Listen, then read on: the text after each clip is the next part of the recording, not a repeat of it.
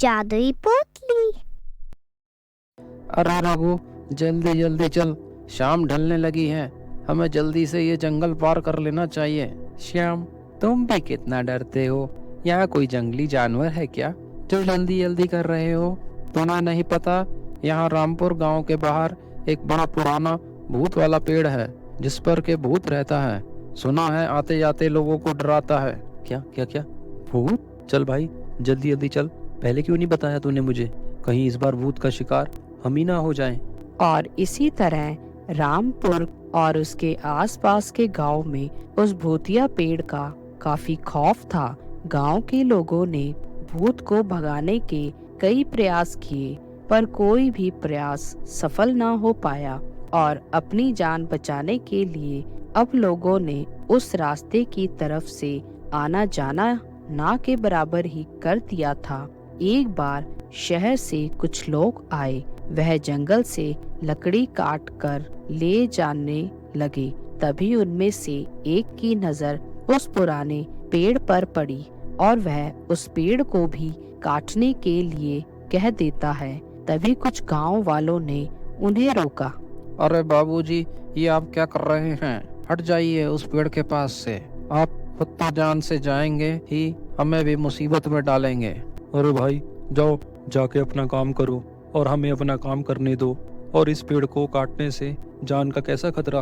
बाबूजी, आप शहरी लोग हैं, आप ये सब नहीं मानते होंगे, पर इस पेड़ पर एक भूत का वास है। यहाँ के लोग तो इस पेड़ के पास भी आते नहीं, और आप हैं कि इसे काटने की बात कर रहे हैं। अरे तुम गांव के लोग इन्हीं बेकार की बातों में फंसे रहते हो। चलो जाओ यहाँ से, काम करने दो हमें हमारा।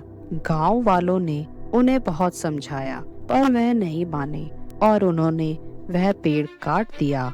जैसे ही पेड़ कटा, सभी गांव वाले डर कर वहां से भाग गए कि अब भूत किसी को नहीं छोड़ेगा। सरपंच जी, देखिए, अनर्थ हो गया। उन शहरी लोगों ने वह भूतिया पेड़ काट दिया। ना जाने अब क्या होगा हम लोगों का। वह भूत पता नहीं अब क्या करेगा। यह तो वाकई में अनर्थ हो गया।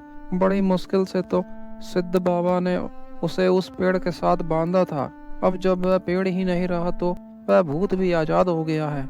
अब सब गांव वालों से ये कह दो कि शाम के बाद कोई घर से बाहर न निकले। हम देखते हैं उस भूत का क्या करना है। ठीक है सरपंच जी। गांव के लोग पेड़ के कटने से ही बहुत ज्यादा भयभीत हो गए थे और एक दिन शाम को बहुत ही जोरदार आंधी तूफान आ गया। सब लोग अपने घरों में छुप कर बैठ गए। सबको ऐसा ही लगा मानो कि यह भूत का ही प्रकोप हो जो पेड़ कटने से अपना गुस्सा दिखा रहा है।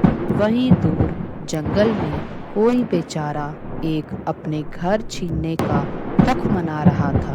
अरे क्या बिगाड़ा था मैंने कभी किसी का? मैंने तो कभी किसी को परेशान भी नहीं किया और ये शहरी लोग मेरा पेड़ काट कर ले गए। इतने सालों से उस पेड़ पर रहने की आदत हो गई थी मुझे और मैं खुश भी था। पर अब मैं क्या करूं? एक काम करता हूं, अब मैं गांव ही जाकर देखता हूं कहीं कोई जगह मिल जाए रहने को। उस भूत के पास एक जादुई पोटली थी जिसे वह हमेशा अपने साथ ही रखता था और वह भूत अपनी वही जादुई पोटली लेकर गांव की तरफ चल दिया। घर में कोई है क्या? अजी, इतनी रात को कौन आया होगा, वह भी इतनी तेज बारिश और तूफान में?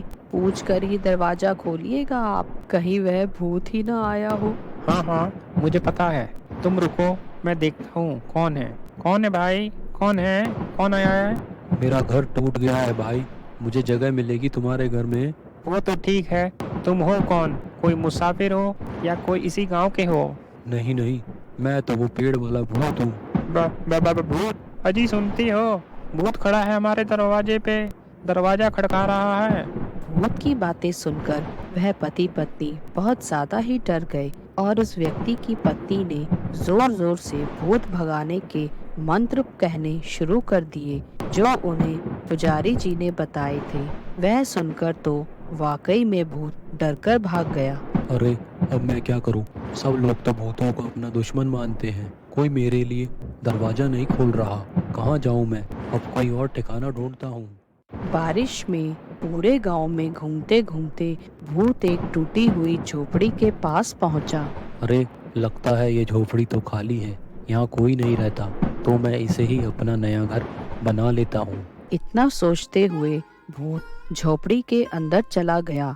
झोपड़ी बहुत ही पुरानी थी। भूत ने अंदर देखा कि एक बुढ़िया चूल्हे के पास बैठकर खाना बना रही थी। बुढ़िया की झोपड़ी की छत भी टूटी हुई थी, जिससे बहुत पानी टपक रहा था और इसी वजह से उस झोपड़ी का दरवाजा भी नहीं था। अरे, मुझे तो लगता है ये खाली है। अब मैं इसे अपना घर बना सकूंगा, पर यहाँ तो पहले से ही कोई रहता है। चलो कोई नहीं, आज की रात तो यहीं बिता लेता हूँ। अरे कौन हो तुम? यहाँ क्या कर रहे हो? क्या रास्ता भटक गए हो? अरे अम्मा, मैं भूत हूँ, मुझे देखकर आपको लगा नहीं? अरे भला ऐसा भी कोई नाम रखता है? बेटा, मेरी बहुत उम्र हो गई है, आंखों से कम दिखाई देता है और सुनाई भी कम देता है, इसीलिए मैंने तुम्हें पहचाना नहीं। क्या तुम मेरे कोई रिश्तेदार हो? नहीं अम्मा, बहुत तेज बारिश हो रही है, मुझे रात बिताने के लिए जगह चाहिए, इसीलिए मैं यहाँ आ गया गाँव में। सबसे पूछा, पर किसी ने मेरे लिए दरवाजा नहीं खोला। अरे गांव वाले तो सब ऐसे ही है, भूत का डर फैला हुआ है आजकल, इसीलिए शाम के बाद कोई बाहर तक नहीं निकलता। अम्मा, आपको भूत से डर नहीं लगता क्या? बेटा, भूत से क्या डरना, मेरा भूत क्या बिगाड़ लेगा।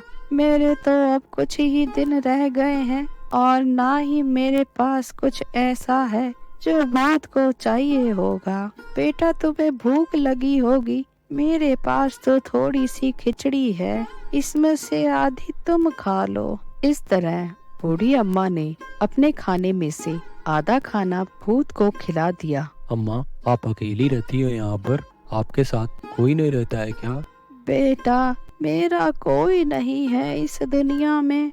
मेरे पति के जाने के बाद बस यही छोटी सी झोपड़ी ही मेरा सहारा है। कहीं से थोड़े से पैसों का इंतजाम हो जाता तो मैं यह छत बनवा लेती। सर्दी में, बरसातों में बड़ी दिक्कत होती है। इतने में बूढ़ी अम्मा ने देखा कि वह भूत ठंड से कांप रहा था, तो अम्मा ने कहा, अरे बेटा, तुम तो ठंड में पूरी तरह कांप रहे हो। लो, मैं तुम्हारे लिए आग लेकर आती हूँ, तुम्हारी ठंड थोड़ी कम हो जाएगी। नहीं नहीं, मुझे नहीं चाहिए आग। बुढ़िया की बातें सुनकर भूत बुरी तरह डर गया और जैसे ही बुढ़िया ने भूत के आगे सिकाई के लिए आग रखी, वैसे ही भूत झटपट वहाँ से भाग गया और जाते वक्त वह अपनी जादुई पोटली भी वहीं छोड़ गया। ये बुढ़िया तो सबसे ज्यादा चालाक निकली, मुझे घर में बैठाकर घर में ही जलाना चाहती थी। वो तो मैं समय से भाग निकला, वरना आज मेरा अंतिम दिन होता। अब मैं इस गांव में कभी लौट कर नहीं आऊंगा। अजीब आदमी था, मैंने तो आग उसको उसके भले के लिए ही दी थी। वो था जो डर कर भाग गया और अपनी पोटली भी यहीं छोड़ गया। अब मैं उसे कहाँ ढूंढती फिरूंगी। जैसे ही बूढ़ी अम्मा ने उस पोटली को देखा तो उसमें बहुत सा धन था और बूढ़ी अम्मा ने उस भूत को ईश्वर का दूत समझकर उस जादुई पोटली के लिए धन्यवाद किया। ऐसे ही और मजेदार वीडियोस देखने के लिए लाइक, शेयर और सब्सक्राइब करें।